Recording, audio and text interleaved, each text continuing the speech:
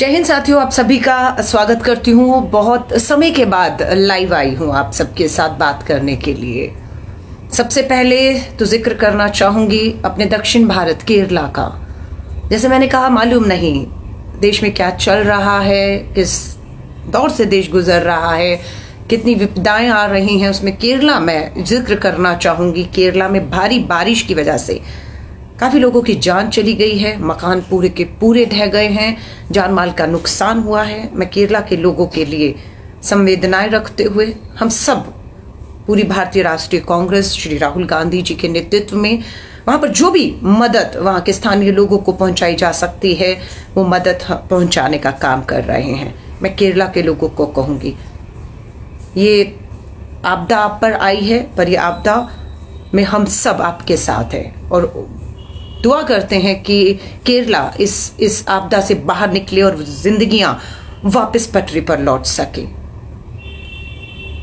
मुद्दे बहुत से हैं। कश्मीर भारत का अभिन्न अंग, गर्व है हमें अपने कश्मीरी लोगों के ऊपर, लेकिन वहां पर भी हम देख रहे हैं लगातार कश्मीर घाटी में हिंसा रुकने का नाम नहीं ले रही है। ये वही कश्मीर है जहां कहा गया था कि 370 धारा हटाने से वहां विकास होगा, आतंकवाद खत्म होगा, लेकिन सच्चाई ये है कि 370 हटा, आतंकवाद नहीं हटा। सच्चाई ये है कि वहां पर एक स्थिर चुनी हुई लोकतांत्रिक सरकार को बर्खास्त कर दिया गया। चुनाव वहां पर राज्य सरकार के नहीं करवाए जा रहे, वहां राष्ट्रपति शासन लगा दिया गया, फिर भी कामयाबी नहीं मिली। जम्मू कश्मीर और लद्दाख जो पूर्ण राज्य थे उनको दो हिस्सों में बांट के जम्मू कश्मीर और लद्दाख को अलग कर दिया गया और इसे केंद्र शासित राज्य बना दिया गया। सब कुछ नोटबंदी से लेकर सब कुछ कर लिया गया, लेकिन दुख और चिंता की बात है कि ना हिंसा और ना आतंकवाद और ना केंद्र की मोदी सरकार की नीतियां वहां काम आते हुए दिख रही हैं। अब तो यहां तक चुनौतियां मिल रही हैं कि पाकिस्तान और चीन ने जो खेल तालिबान में रचा, अफगानिस्तान में तालिबानियों के साथ मिलकर, हमारी केंद्र की सरकार उसे मूक दर्शक बनकर देखती रही और वो आग, वो चिंगारी हमारे देश तक पहुंच चुकी है। हिंसा हो रही है। सवाल कांग्रेस और विपक्ष से पूछे जा रहे हैं, सवाल उससे नहीं पूछे जा रहे जिन्होंने वहां पर, जिनके हाथ में वहां की पूरी सत्ता है। एक चीज आपको साफ कर देना चाहती हूं, ये मेरा नहीं, कश्मीर के, जम्मू कश्मीर के जो डीजीपी पुलिस अधिकारी है उनका बयान है। ध्यान से सुनिए उनके बयान को। उन्होंने ये कहा, इसको दोबारा आप चेक भी कर लीजिएगा कि अलका लांबा जो बोल रही है वहां के पुलिस अधिकारी ने वही कहा या कुछ और कहा है। पुलिस अधिकारी ने ये साफ कहा है कि जम्मू कश्मीर के अंदर जो हिंसा हो रही है, जो वहां के स्थानीय नागरिकों को मारा जा रहा है, ये काम कश्मीरी नहीं कर रहे हैं। ये कौन कर रहा है? ये तालिबानी, पाकिस्तानी, चीन समर्थित जो आतंकवाद है, ये सब हरकतें वहां से हो रही हैं। यहां पर दिखाने की कोशिश है कि हमारे जो कश्मीर में बहुसंख्यक हम मुस्लिम्स को बोलते हैं और जम्मू और कश्मीर में अल्पसंख्यक हम लोग जो है वो हिंदुओं को या फिर कश्मीरी पंडितों को बोलते हैं। वहां साफ पुलिस अधिकारी ने कहा है कि इसे इस नजरिए से दिखाने की कोशिश की जा रही है कि जम्मू कश्मीर के बहुसंख्यक वहां के अल्पसंख्यकों के ऊपर हमला कर रहे हैं। ये डीजीपी ने कहा, ऐसे दिखाने की कोशिश की जा रही है, जबकि हकीकत ये है कि वहां की मस्जिदों से जो है ये दुआएं हो रही हैं और अपील की जा रही है कि हमारे जो मुस्लिम भाई बहन है वो हमारे कश्मीरी पंडित भाई बहनों के साथ मिलकर खड़े हैं और वो ऐलान कर रहे हैं कि वो छोड़कर ना जाए। उनकी ढाल, उनकी सुरक्षा की जिम्मेदारी अगर केंद्र और जम्मू कश्मीर में बैठी सरकार नहीं ले पा रही तो वो लेंगे एक दूसरे की जिम्मेदारी। यही तो मेरा भारत है असली। लेकिन इसे ऐसे दिखाने की कोशिश की जा रही है कि कश्मीर में हिंदू और मुस्लिम लड़ रहा है। ठीक उसी तरह जिस तरह से आज पंजाब में खालिस्तान के नाम पर सर उठाकर हिंदू और सिखों की लड़ाई दिखाने की कोशिश की जा रही है। यही हाल जम्मू कश्मीर में है। हमारे जवान, नौजवान पिछले एक हफ्ते में शहीद हो गए, ज्यादातर पंजाब से थे। नागरिक शहीद हो रहे हैं, जवाबदेही जिम्मेदारी किसकी? केंद्र की, भाजपा की, मोदी सरकार की नहीं, राहुल गांधी से सवाल। अभी एक टीवी चैनल की डिबेट पे थी, ध्यान से सुनिएगा। डिबेट का मुद्दा था कि पंजाब के कांग्रेस अध्यक्ष ने कांग्रेस की राष्ट्रीय अध्यक्ष को एक पत्र लिखा है, पूरी डिबेट उस पर थी। एक पार्टी का, एक राज्य का अध्यक्ष पार्टी का अपने अध्यक्ष राष्ट्रीय को क्या लिखता है, उससे आम जन को क्या फर्क पड़ता है, मैं आपसे पूछना चाहती हूं। फर्क पड़ता है? आपको फर्क तब पड़ता है जब आपके राज्य का मुख्यमंत्री, देश के प्रधानमंत्री, गृह मंत्री, रक्षा मंत्री, विदेश मंत्री, वित्त मंत्री जो फैसले लेते हैं, नीतियां बनाते हैं, जो जिंदगियों में बदलाव लाता है, उससे आपको फर्क पड़ता है। लेकिन सवाल उस पर नहीं था। सवाल कांग्रेस पार्टी के आंतरिक मामलों पर 1 घंटा डिबेट हुई।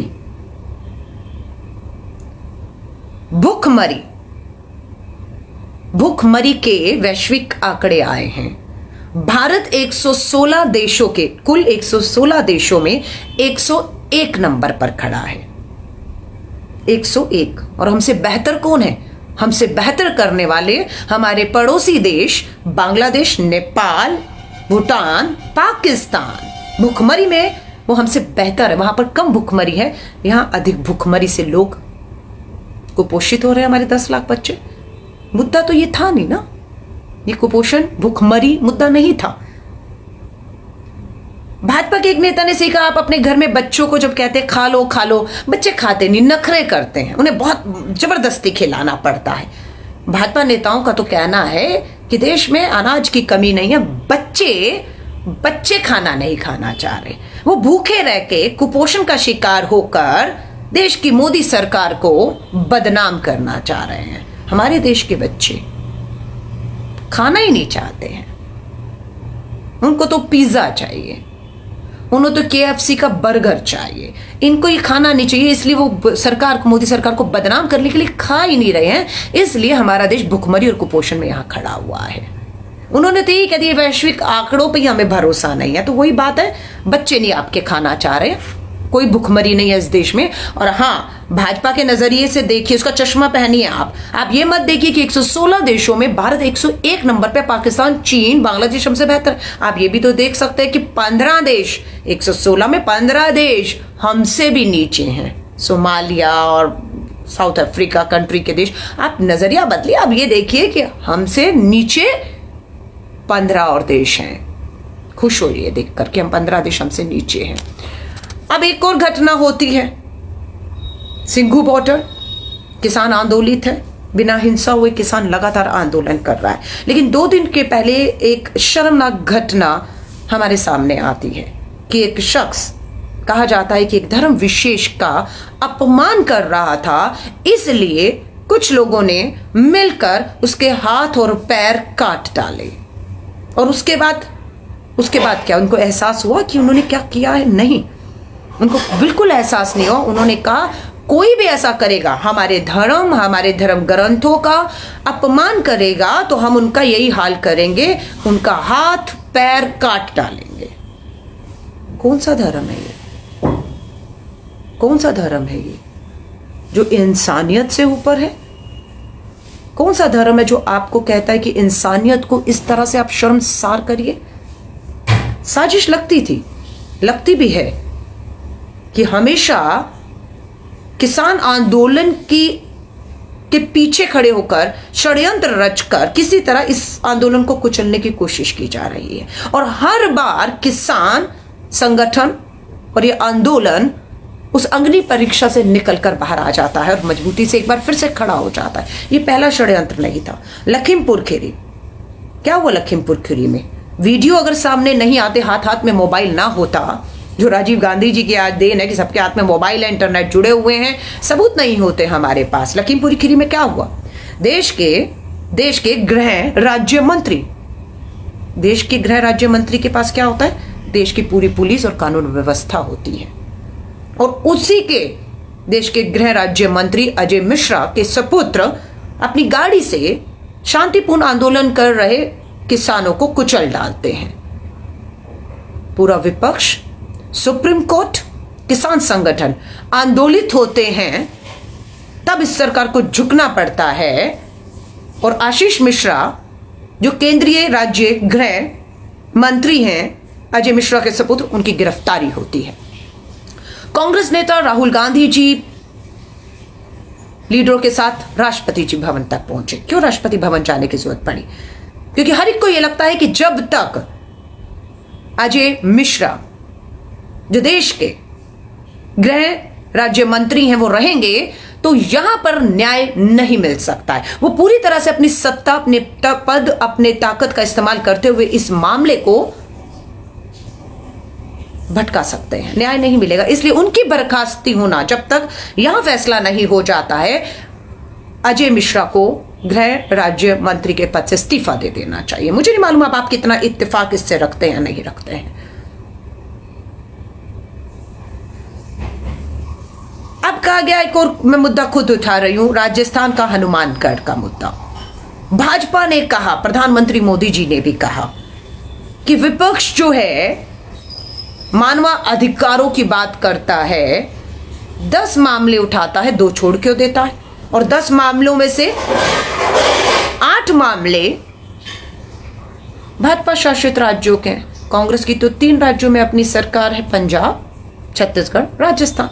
वहां अगर 2 मामले होते हैं और कांग्रेस बोलती नहीं है, जैसे हनुमानगढ़ राजस्थान में हमने नहीं बोला तो हम पूछना चाहते हैं, राजस्थान के 25 के 25 सांसद 2014 में कहे, 2019 में कहे, 25 के 25 सांसद दोनों बार भाजपा के आए, उनको मुंह पे किसने हाथ रख दिया? अगर राजस्थान के हनुमानगढ़ में एक दलित को एक पारिवारिक मामले में पीटकर मार दिया गया, कांग्रेस अगर नहीं बोली, राहुल गांधी जी, प्रियंका गांधी जी राजस्थान के हनुमानगढ़ में नहीं गए, तो सवाल ये उठता है कि वसुंधरा राजे सिंधिया, स्मृति ईरानी, गृह मंत्री अमित शाह, प्रधानमंत्री जी, आपको किसने रोका कि आप ना जाएं? क्या राजस्थान के मुख्यमंत्री अशोक गहलोत जी ने आपको रोका? जिस तरह से हाथरस लखीमपुर खीरी में प्रियंका गांधी जी, राहुल गांधी जी और कांग्रेस के नेताओं को जाने से योगी आदित्यनाथ सरकार ने रोका, योगी आदित्यनाथ नहीं कहूंगी, अजय बिष्ट सरकार ने रोका? पूछना चाहूंगी, क्या एक भी आवाज ऐसी आई कि हनुमानगढ़ के मामले में राजस्थान की सरकार पूरी तरह से अपराधियों के समर्थन में उन्हें बचाने के लिए खड़ी हुई है? नहीं, वहां ऐसा नहीं हुआ। वह पीड़ित परिवार को मुआवजा दिया गया, उन्हें कानूनी मदद दी गई, उनके साथ पूरी सरकार खड़ी रही और अपराधियों की, जिन्होंने अपराध किया, उनकी गिरफ्तारी करके उनके जेल डाल के फास्ट ट्रैक में मामला चल रहा है। इसीलिए आपको जरूरत भाजपाइयों को भी नहीं पड़ी, इसलिए कांग्रेस नेता को भी जरूरत नहीं पड़ी, क्योंकि कांग्रेस नेता जानते हैं कि अगर उनका मुख्यमंत्री गलत करेगा तो 2 मिनट लगते हैं उन्हें हटाने में। आपकी तरफ बचाएंगे नहीं, भाजपाइयों की तरफ बचाएंगे नहीं, जिस तरह उत्तर प्रदेश के मुख्यमंत्री को आज तक बचाया हुआ है। इसलिए लखीमपुर खीरी की तुलना हनुमानगढ़ वाले मामले से करना, वहां पर क्या हुआ? वहां पर मंत्री के पुत्र ने किसानों को अपनी गाड़ी से कुचल दिया, सरेआम दिन दहाड़े, अपना गुस्सा निकालने के लिए कि किस तरीके से ये किसान जो है पिछले 8-9 महीनों से केंद्र की भाजपा सरकार, मोदी जी के खिलाफ जो आंदोलन कर रहे हैं। लेकिन हनुमानगढ़ में ऐसा नहीं था। आज भी कहती हूँ, किसी को लगता है कि राजस्थान, छत्तीसगढ़, पंजाब में न्याय नहीं हो रहा है, तो मैं आपको कहती हूं, मैं आपके साथ खड़ी हूं, चलिए। कोई आपको सरकार नहीं रोकेगी, कोई पुलिस प्रशासन नहीं रोकेगा, पीड़ित परिवार तक जाएंगे और बिल्कुल उनसे पूछेंगे और लाइव करेंगे कि आपके साथ न्याय हो रहा है या नहीं हो रहा। लेकिन यही काम हम जब उत्तर प्रदेश की सरकार के में जाकर करते हैं, आपको इजाजत नहीं दी जाती, इंटरनेट बंद कर दिया जाता है, 144 धारा लगाकर आपको रोका जाता है। ये मुद्दे देश के हैं, लेकिन आपको चर्चा कांग्रेस के आंतरिक मामलों पे करनी है, कौन अध्यक्ष बनेगा, कौन नहीं बनेगा। 135 करोड़ की आबादी, पेट्रोल, डीजल, एलपीजी गैस का सिलेंडर, मैंने पहले भी कहा था मुझे फर्क नहीं पड़ता, एलपीजी गैस का सिलेंडर 2000 रुपए का कर दीजिए, पेट्रोल 100 लीटर क्या 200 रुपए लीटर कर लीजिए, मुझे क्या फर्क पड़ेगा। लेकिन ये बात उनकी नहीं, ये उन 80 करोड़ गरीब भारतवासियों की है जिन्हें केंद्र की सरकार हमारे किसान अन्नदाताओं के दम पर दावा करती है कि हम 2-3 रुपए किलो वाला मुफ्त राशन दे रहे हैं। यानी कि आज उस 80 करोड़ लोगों की इतनी हैसियत भी नहीं है, रोजगार नहीं है, तभी आप भी इस बात को स्वीकार रहे कि आप उनको 2-3 किलो रुपए वाला मुफ्त राशन दे रहे हैं, लेकिन उनके पास तेल, गैस के सिलेंडर खरीदने के लिए भी पैसे नहीं है, क्योंकि वो बेरोजगार है। इसीलिए भुखमरी और कुपोषण के आंकड़ों में विश्व में हम शर्मसार हो रहे हैं। 100 रुपए से ऊपर 110, 111 रुपए पेट्रोल पहुंच चुका है, डीजल 100 रुपया पार कर रहा है, एलपीजी गैस का सिलेंडर 1000 रुपया पार कर रहा है। बोल रहे विपक्ष क्या कर रहा है? विपक्ष कुछ नहीं कर रहा, मान लीजिए, तो क्या करेंगे? खाल उतारने देंगे अपने केंद्र की इस तानाशाह जिद्दी भाजपाई सरकार को, जो अपनी मात्र पूंजीपति मित्रों की जेब भरने के लिए सब कर रही है। अभी तो पेट्रोल था, डीजल था, एलपीजी गैस सिलेंडर, सुन लीजिए, बिजली जो आपके घरों में आती है, अब वो भी मार आप पर जल्दी पड़ने वाली है। कोयले को लेकर किस तरीके से कोल के भंडार में कमी आई, किस तरीके से प्राइवेट प्लेयर्स बीच में आए, किस तरीके से हमें पता लगता है कि 60 रुपए टन वाले कोयले की कीमत रात भर में 190 रुपए टन पहुंच गई है। वाह मोदी जी वाह, ये बात रातों रात पता लगती है जब कोयला खत्म हो जाता है, जब बिजली की कटौती की बात आती है, ब्लैकआउट की बात आती है, तब तर्क दिए जाते हैं। अंतरराष्ट्रीय बाजार में जो कीमत है कोयले की, जो हम लोग बाहर से ले रहे हैं, वो 60 रुपए टन से 190 रुपए टन पहुंच गए। यानी कि तैयार रहिए, पेट्रोल, डीजल, एलपीजी गैस के बाद अब बिजली के दामों पर जो प्राइवेट निजी लोग हैं बिजली उत्पादक, कौन कौन है पूंजीपति मित्र, खोज लीजिएगा कौन बिजली निजी लोग बना रहे हैं और आपके घरों तक टाटा आपको अब खोज लीजिएगा आप लोग, ठीक है। सो ये मार आपको पड़ने वाली है। बेरोजगारी के बाद महंगाई, प्याज और टमाटर, गरीब आदमी है, मजदूर है, किसान है, मध्यम वर्गीय है, बेरोजगार युवा है, वो आज इस चीज की मार झेल रहा है। और हम कहाँ उलझे हुए हैं? हम गीता, रामायण, कुरान, बाइबल, गुरु ग्रंथ साहब का अपमान हो गया, काट मार डाली इंसानियत को। आप क्यों? क्योंकि आपको मुद्दों से, असल मुद्दों से इस देश को भटकाना है। मुंबई में एक फिल्म स्टार के बेटे से कुछ ग्राम हीरोइन और नशा मिलता है। कानून के मुताबिक कार्रवाई होनी चाहिए, हो भी रही है। लेकिन पूछना चाहती हूं, गुजरात के मुंद्रा पोर्ट पे, गुजरात के मुंद्रा पोर्ट, किसका है मुंद्रा पोर्ट? भुज में, गुजरात के प्रधानमंत्री नरेंद्र मोदी जी के पूंजीपति मित्र अडानी का पोर्ट है। क्या मिलता है उस अडानी के पोर्ट पर? पहले 3000 किलोग्राम, जी हां 3000 किलोग्राम हीरोइन और नशा मिलता है। उससे पहले 25,000 किलोग्राम नशा मिलता है। वो नशा पूरे देश में चला गया है। आप देख रहे हैं गांजा नशा पकड़ा भी जा रहा है, अब हर जगह पकड़ा जा रहा है क्योंकि वो वहां से निकल चुका है। लेकिन कार्रवाई हुई क्या? उस मुंद्रा पोर्ट को बंद किया गया क्या? अडानी के पोर्ट से ये ड्रग्स नशा पूरे देश में फैल रहा है, क्या कोई कार्रवाई, कोई एफआईआर, कोई पूछताछ? कुछ भी नहीं, कुछ भी नहीं। आप जब छोटी छोटी हरकतें करते हो ना, तब सरकार को गुस्सा आता। क्या 1-2 ग्राम का इतना बड़ा फिल्म स्टार, उसका बेटा 1-2 ग्राम अगर नशा करेगा तो देश की मोदी सरकार की बदनामी है, उस पर तो कार्रवाई होनी चाहिए थी। काम करो, अडानी जैसा बड़ा 1000 करोड़, जी हाँ 1000 करोड़ रुपया अडानी की प्रतिदिन, जी हाँ प्रतिदिन की कमाई है। करो तो बड़ा करो। 3000 किलोग्राम, 25,000 किलोग्राम की हीरोइन लाइए, आप पर कोई हाथ मार जाए। देखिए ना किस तरह से ये सब लोग सुरक्षित हैं। नशा आ रहा है, भुखमरी, महंगाई, गरीबी, कुपोषण, पेट्रोल डीजल, फर्क नहीं पड़ेगा आपको। यूं ही खामोश रहिएगा और इंतजार बस करते रहिएगा विपक्ष कब बोलेगा, गोदी मीडिया कब बोलेगा। कहा ना अभी डिबेट में थी, गोदी मीडिया को एजेंडा मिला हुआ है, बात कांग्रेस के आंतरिक मामलों पे करो। उनके आंतरिक मामलों, किसको अध्यक्ष बनाया जाएगा, किसको नहीं बनाया जाएगा, चुनाव कब होगा, कब नहीं होगा, सारी बात इस पे करिए। पंजाब के कांग्रेस अध्यक्ष ने क्या पत्र लिखा, उस पत्र की 15 लाइनों पर, 15 बिंदुओं पर चर्चा करो, लेकिन देश के मुद्दों पर चर्चा नहीं होनी चाहिए। और मुझे लगता है कि सब आपको भी मंजूर है।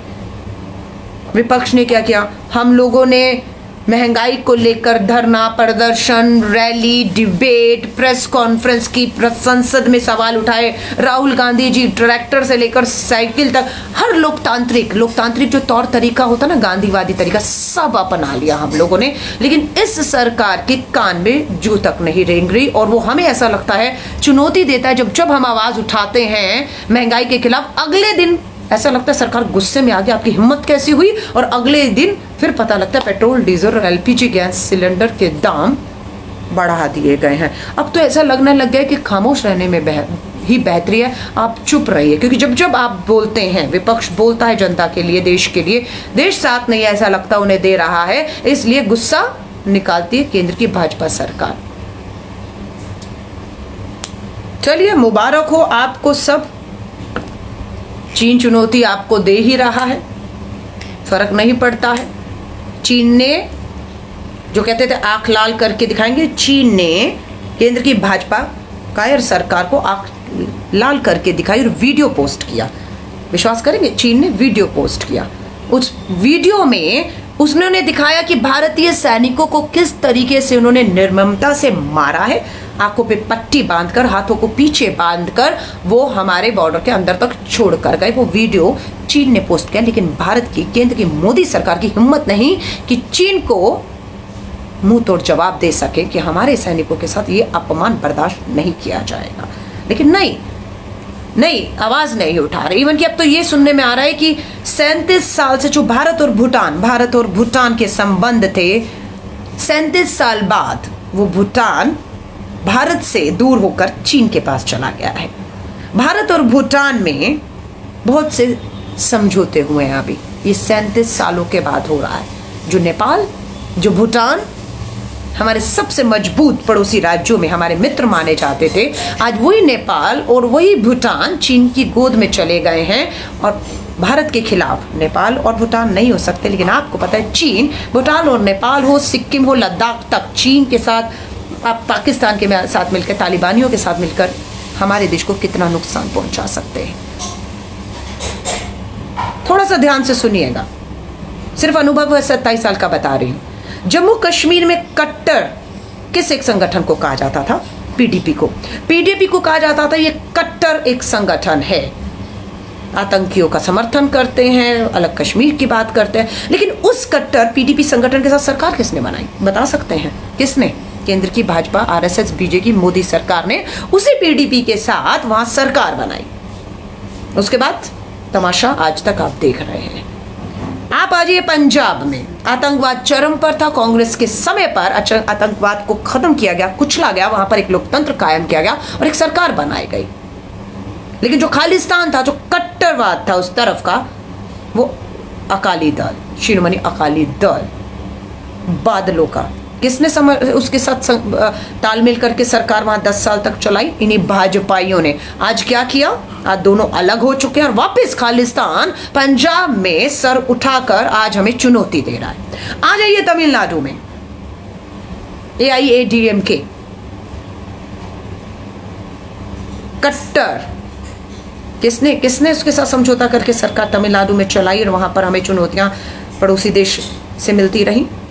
भाजपा ने। और आज वो कहां है? पंजाब देख लीजिए, जम्मू कश्मीर देख लीजिए, तमिलनाडु देख लीजिए, तीनों जगह कट्टर लोगों के साथ सरकार इन्हीं कट्टर संघियों ने बनाई और एक एक को करके तीनों राज्यों में इस्तेमाल करके दूध में से मक्खी की तरह छोड़ा। और आज इनसे वो राज्य संभल नहीं रहे हैं। आज वहीं से हमें चुनौतियां मिल रही हैं। समझना होगा देश को, इतना आसान नहीं है। क्योंकि टीवी डिबेट्स में हम चाहते तो हैं कि लोग देखें और सुने कि पक्ष और विपक्ष देश के ज्वलंत मुद्दों पर क्या तर्क और वितर्क दे रहा है, लेकिन नहीं, वहाँ तो कुछ और ही चल रहा है। वहाँ ये जो मुद्दे मैंने आपको बताया है, जो बेरोजगारी युवाओं को, नशा, महंगाई, किसानी, हमारी सरहदों पे मिलती चुनौतियां, हमारे हिंसा लगातार, धार्मिक उन्माद की बात करें, फर्क ही नहीं पड़ता है। सारे सवाल कांग्रेस नेता राहुल गांधी जी से करिएगा। क्योंकि अगर किसी में दम है तो वो सवाल करेगा देश की केंद्र की भाजपा सरकार, देश के प्रधानमंत्री नरेंद्र मोदी जी से सवाल करेगा। अगर किसी में दम है तो पूछेगा उनसे सवाल। आज देश किस कगार पर लाकर आपने खड़ा कर दिया है?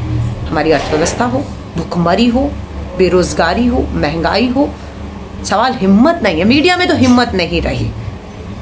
और जो दूसरे हमारे कहने को तो भाजपा के विपक्षी हैं, लेकिन ऐसा लगता है कि सवाल वो भी जब कांग्रेस से करते हैं तो भाजपा की बी टीमें बनकर वो भाजपा को मदद करते हैं और हमसे सवाल करते हैं। सवाल कीजिए, हमारे नेता श्री राहुल गांधी जी से जितने सवाल करने करिए।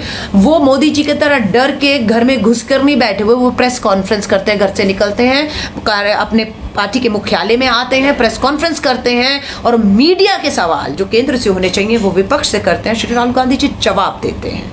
लेकिन क्या ये काम 7 सालों में देश के प्रधानमंत्री नरेंद्र मोदी जी से आप और हम उम्मीद नहीं करते?